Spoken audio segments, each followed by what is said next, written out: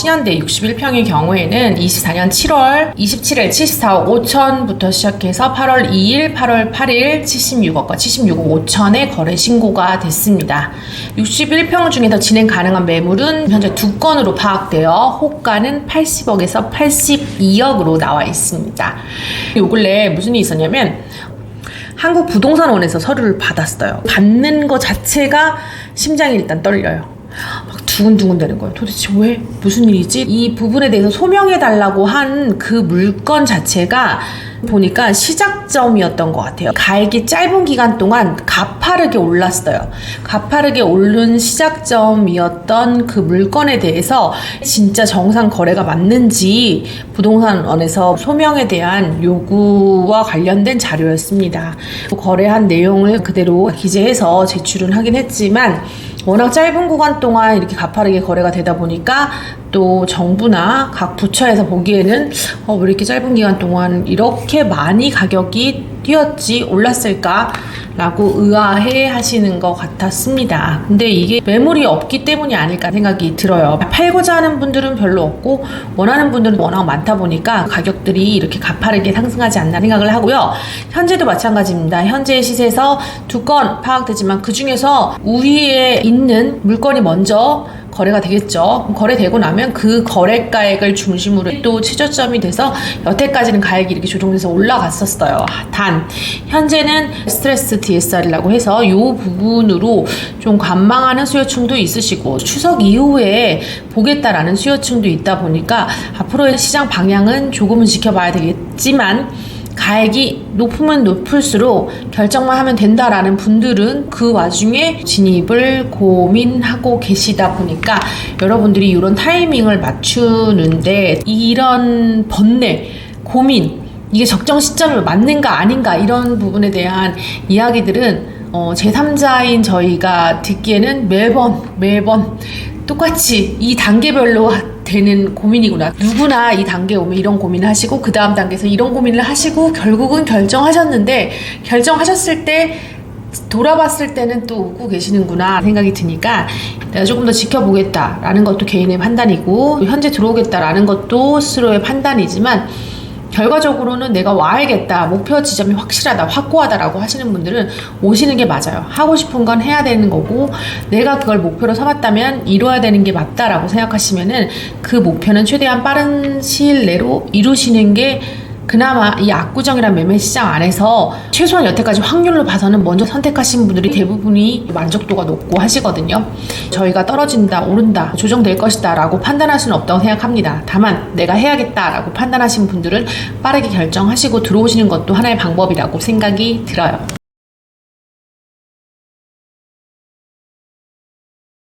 이번에는 압구정 3구역입니다. 21년도 4월 조합설립 인가 나와 있고 3년이 지나서 현재 정비계획 위반 변경 동의서 강남구청에 제출한 상황입니다. 압구정 3구역 1, 2차 쪽에 강변동 시세 한번 살펴볼까요? 거래 완료된 시세입니다.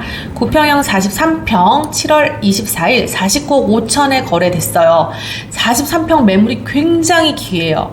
이 1, 2차 강변동에서 최소 평형이 9평형 43평이다 보니까 43평을 원한다 라고 대기하시는 분들 굉장히 많았는데 50억에 나와 있던 매물이 49억 5천에 조정돼서 거래 신고는 7월 24일 날 됐지만 실제로 거래는 꽤 전에 된 걸로 알고 있습니다. 9평형 53평 강변동에 있는 매물이 7월 26일과 8월 2일 66억과 65억의 거래 신고 완료됐습니다. 신고 전의 신고가, 최근의 신고가는 얼마냐? 들려오는 바로는 25동의 고층이 71억 8천만 원에 거래되었다고 하다 보니까 네이버 부동산을 잘 보시면 최저가도 있겠지만 최고가도 있어요. 그럼 최고가가 72억 이상 나온다. 네이버 부동산을 잘 보시면 최저가도 있겠지만 최고가도 있어요. 그럼 최고가가 72억 이상 나온다. 네이버 부동산을 잘 보시면 최저가도 있겠지만 최고가도 있어요. 그럼 최고가가 72억 이상 나온다. 그럼 이 집주인은 부르고 싶은 호가를 마음대로 불렀구나 라고 생각하실 텐데 그게 아니에요. 소유주분들은 이 근가를 듣고 계시기 때문에 최근에 고층이 71억 8천까지 됐다고? 그럼 우리 집은 72억 정도 불러야 되나? 층이 높으니까 고민하시다가 가격을 내신 거기 때문에 그런 높은 가격이 왜 나왔나 추리해 보시면 현장에서 이 근가를 파악하시면 어느 정도 이해가 되실 거라고 생각이 돼요. 고평형 65평 7월 6일 90억, 그 다음에 7월 31일 90억 이후에 8월 29일 6층이 83억에 거래됐습니다.